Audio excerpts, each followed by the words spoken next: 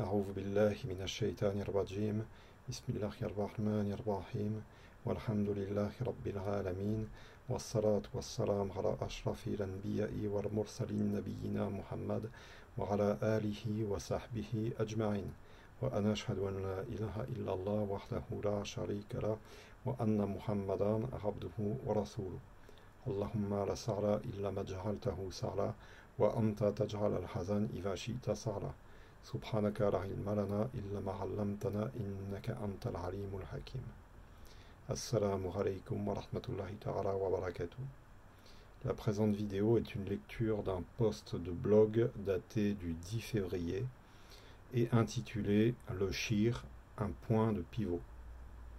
Bismillahirrahmanirrahim.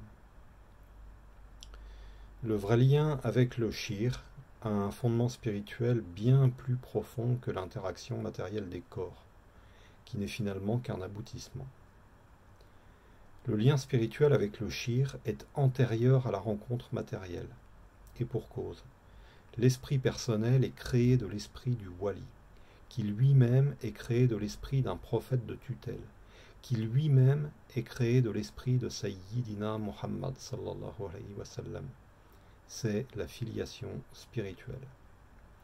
En d'autres termes, la rencontre physique avec le shir, comme point de départ du processus ascendant de retour à Allah subhanahu wa ta'ala, vient parachever le processus descendant de création.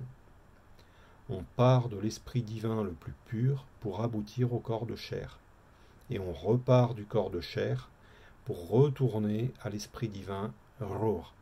Et c'est bien la rencontre physique de shir qui vient parachever et sceller cette descente en même temps qu'elle amorce et initie le retour. Car shir est l'isthme autour duquel s'articule la vie complète de l'homme, depuis sa conception par Allah subhanahu wa ta'ala jusqu'à son retour à lui. Il ne s'agit pas ici de sa seule vie matérielle, mais de toute son épopée créaturelle à tous les stades, tant matériel que spirituel. Shir est donc le point de pivot de toute cette existence.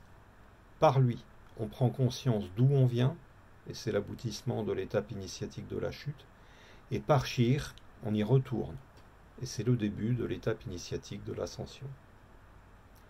Mais si on ne passe pas par la rencontre physique de shir, dans le monde matériel, qui est incontournable et nécessaire pour initier le retour du matériel au spirituel, ce retour n'est pas possible, et on reste bloqué au stade de la matière, qui spirituellement parlant correspond au stade de nafs. Du moins, jusqu'à l'inéluctable retour ultime, car dans tous les cas, c'est vers lui qu'est le retour. Mais au lieu de retourner vraiment à lui, dans son paradis, totalement purifié, et dans un état de pure lumière, on y revient à l'état de glaise souillée, d'argile crissante, et on se voit refoulé, reclus dans cette chambre de purification, de décontamination qu'est l'enfer. C'est là tout le sens des versets 29 et 30 de Sourate 89, Al-Fajr. Fadruli firibadi, wadruli jannati. Le vrai retour à l'essence, au paradis personnel d'Allah subhanahu wa ta'ala, en termes de cosmologie, il s'agit du domaine divin Hahut, sans passer par la case enfer, qui est aussi un aboutissement mais pas le plus enviable, passe nécessairement par le fait de rentrer dans les serviteurs, Fadruli firibadi, c'est-à-dire de s'éteindre en nous, de s'y noyer, de s'y confondre, d'y disparaître, et préalablement de les rencontrer physiquement. Car on ne peut réintégrer leur lumière, de laquelle on est issu, car c'est bien de ça qu'il s'agit, que par la rencontre des corps. Et c'est là le pont à franchir, le Sirat al-Mustaqim. Ce pont qui seul permet de s'affranchir du monde aliénant et trompeur de la matière pour réintégrer le monde de l'esprit et de la lumière. Et ce pont, on peut parfaitement prendre de l'avance et le franchir du temps de la vie matérielle. Mais ça n'est pas donné à tout le monde, et beaucoup devront attendre le jour du jugement pour s'y engager. Quoi qu'il en soit, avant cette rencontre des corps dans le monde matériel, il y a bien un lien des esprits, fondamental, essentiel, mais qui s'est estompé quand l'esprit personnel, par son incorporation, a fait son entrée dans ce monde manifeste, ce monde des apparences. Et la revivification de ce lien passe nécessairement par la rencontre des corps dans le monde matériel.